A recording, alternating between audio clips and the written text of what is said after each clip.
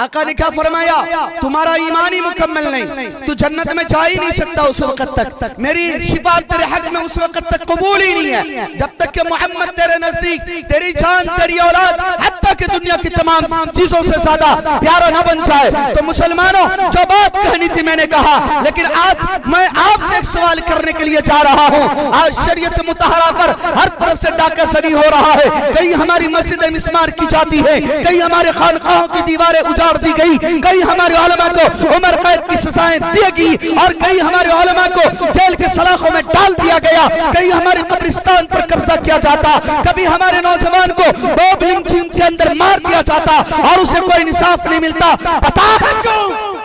بتائیں، پتہ ہے کیوں؟ قرآن میں رب کائنات کہتا ہے اس سرزمین پر مسلمان ذلت کے لیے نہیں آیا، اس سرزمین پر مسلمان سسک سسک کر زندگی گزارنے کے لیے نہیں آیا، بلکہ یہ مسلمان اس زمین پر خلافت قائم کرنے کے لیے آیا ہے، اس زمین پر مسلمان بادشاہت قائم کرنے کے لیے آیا ہے۔ جب بھی اس مسلمان کا رشتہ اور خصوصاً نوجوانوں کا رشتہ شریعت مطہرہ کے ساتھ جوائنٹ رہا، جب تک اللہ رب العزت اس امت کو خلافت اس کے ہاتھ میں دیتے رہا۔ جب اس امت کا رشتہ اللہ کے ساتھ مضبوط نہ رہا، انہوں نے نبی کریم صلی اللہ علیہ وسلم کے ساتھ اپنا رشتہ کمزور کر لیا، آج اس سرزمین پر ہم ذلیل و خوار ہو رہے ہیں۔ قرآن میں رب کائنات کہتا ہے قل ان کنتم تحبون اللہ فاتبعونی یحببکم اللہ، آپ کا رب آپ سے کہتا ہے اے میرے بندو تو مجھ سے محبت کر، میں تجھ سے محبت کروں گا۔ آج کا مسلمان اللہ سے محبت نہیں کر رہا ہے، معاف کیجئے گا، کر رہے ہو؟ کر رہے ہو؟ نبی سے محبت آپ کو ہے؟ میں سمجھتا ہوں کہ وہ محبت جو عملی زندگی، جو عملی زندگی، اسدواسی زندگی، معاشرتی زندگی اللہ کے نبی کی ہماری زندگی میں ہونا چاہیے تھا، وہ نہیں ہے۔ اللہ کے بندو، آج بھی اللہ سے رشتہ مضبوط کرو۔ یہ سرزمین جہاں ہم بیٹھے ہیں، یہاں ہم نے 900 سال حکومت کی ہے، آج ہمارا پوچھنے والا کوئی نہیں، کیونکہ مسلمان عیاشی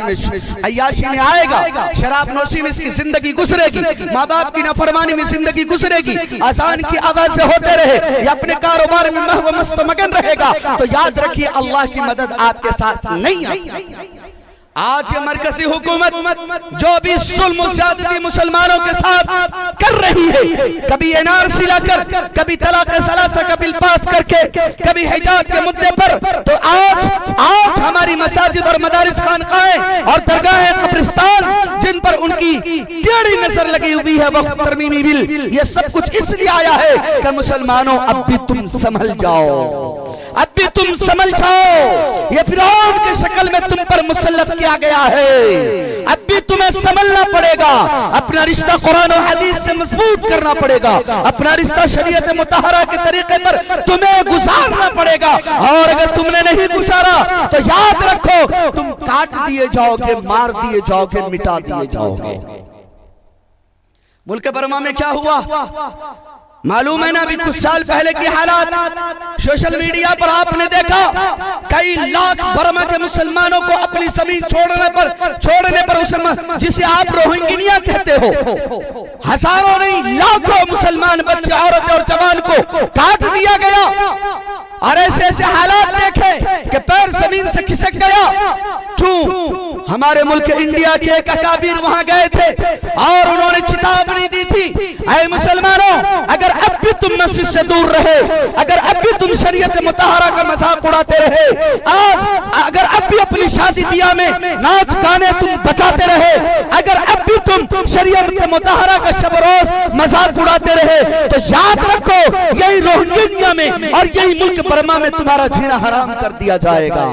لیکن آج کا مسلمان اگر علماء کچھ باتیں کہے تو اسے جوں تک نہیں رہتا، یہ سمجھتے ہیں کہ مولانا لوگ ایسے کہہ کر کے جاتا ہے۔ یاد رکھیے اگر علماء آپ تک کوئی بات پہنچاتا ہے تو قرآن و حدیث کی تفاسیر آپ کے سامنے لا کر کے رکھتا ہے، وہ اپنی باپ کی بات نہیں کرتا بلکہ محمد رسول اللہ کی بات کرتا ہے، اور اگر تم نے نہیں مانا تو یاد رکھو بربادی تو شروع ہو چکی ہے۔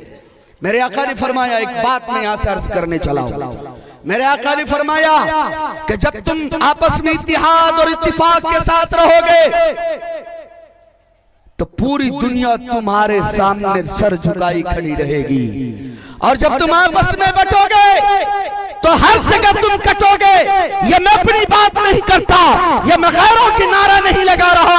بلکہ محمد عربی صلی اللہ علیہ وسلم نے جو کہا وہ میں تمہیں بتا رہا ہوں۔ میرے آقا نے فرمایا اگر تم آپس میں لڑے، کبھی خاندانی کی بنیاد پر، کبھی رشتہ داری کی بنیاد پر، کبھی زمین کی بنیاد پر، کبھی مسجد و مدرسے کی بنیاد پر، کبھی آپس کی لڑائی، آپس کی خانہ جنگی پر، تو یاد رکھو تمہارا غیروں کے سامنے ہوا اکھڑ جائے گا۔ مسلمان آپس میں لڑا بیٹھا ہے، خانہ جنگی میں یہ اتنے ملوث ہو چکے، پوری قوم اپنی ایک پلیٹ فارم پر آ رہی ہے۔ آج ہم وہ درش بھی دیکھ رہے ہیں سوشل میڈیا، پرنٹ میڈیا اور کیا کہتے ہیں ٹی وی چینل پر۔ آج ہم دیکھ رہے ہیں وہ قوم، وہ ذات، وہ برادری جو اپنے نیچ کو کبھی اپنے کنواں سے پانی پینے نہیں دیتا تھا، اپنے مندروں میں وہ گھسنے نہیں دیتا تھا، اپنے دروازوں پر آنے نہیں دیتا تھا، لیکن جب وہ حالات نے کروٹ لی ہے، آج اس کے دھرم گرو یہ اعلان کرتا ہے کہ تم کچھ نہیں ہو، تم کوئی برادری کے لوگ نہیں ہو، تم صرف اگر صرف ہو تو تم ہندو ہو۔ بتاؤ تو صحیح، وہ تو اپنی حالات کو بدلتا جا رہا ہے، اور لیکن آج کا مسلمان کبھی دیوبندیت کی بنیاد پر، کبھی بریلویت کی بنیاد پر، کبھی جماعت اسلامی تو کبھی اہل حدیث کی بنیاد پر، کبھی شیخ اور سید کی لڑائی میں، کبھی جولا انصاری کی لڑائی میں، کبھی کالے گورے کی لڑائی میں، کبھی امیر کبیر کی لڑائی میں، کبھی زمیندار اور کبھی فٹ پاتھ پر رہنے والوں کی لڑائی میں، یہ آپس میں یہ مسلمان بڑھتا جا رہا ہے۔ تو یاد رکھ اگر تم بڑھتے گئے تو تم پھر کٹتے جاؤ گے، پھر کبھی تم شکوہ نہ کرنا کہ بزرگوں کی دعائیں قبول کیوں نہیں ہوتی، پھر تم شکوہ نہ کرنا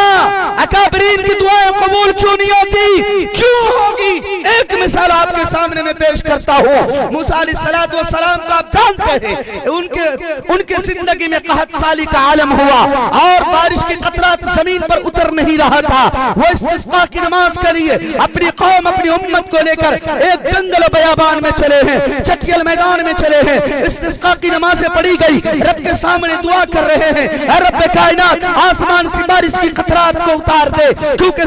اس زمین پر رہنے والے جاندار، چاہے انسان ہو، چاہے جانور ہو، چاہے چیٹی ہو، چاہے سانپ کیڑے مکوڑے ہو، سب اپنی دم توڑ رہی ہے، اے اللہ بارش کی قطرات کو زمین پر اتار دے۔ رب کہتا ہے موسیٰ میں تیری دعا قبول نہیں کر سکتا۔ رب سے موسیٰ علیہ السلام کہنے لگے اے رب تیرا ہی فرمان ہے، تو کسی بھی نبی کی دعا کو رد نہیں کرتا، تو پھر اپنا وہ نبی جس سے تو ہم کلام ہوتا ہے، تو اپنا وہ نبی جس کو تو نے کلیم اللہ کا لقب دیا ہے، تو کیسے کہہ سکتا ہے کلیم میں تیری دعا قبول نہیں کروں گا۔ سنیں اعتراض کرنے والوں اسی کے اندر جواب ہے، سنیں اعتراض کرنے والوں اسی کے اندر جواب ہے۔ اللہ نے کہا ہاں موسیٰ تمہاری اس مجلس میں ایک نوجوان ایسا ہے جس نے پوری زندگی میرے خلاف علم بغاوت کو بلند کیا، چلا میری زمین پر لیکن کبھی بھی اپنے ماتھے کو میرے سامنے نہ جھکایا، کھایا میری پیدا کی ہوئی اناج کو کھا کر وہ بھوک کو تو مٹایا، لیکن کبھی بھی اپنی زبان پر میرے ذکر کے نغمے نہ سجایا، ہمیشہ ہر گھڑی ہر لمحے گناہ میں ملوث رہا۔ اس سے میں اتنا ناراض ہوں کہ جب تک وہ تیری مجلس میں بیٹھا رہے گا میں آسمان سے بارش کے قطرات کو زمین پر نہیں اتار سکتا۔ موسیٰ تو بڑے جلالی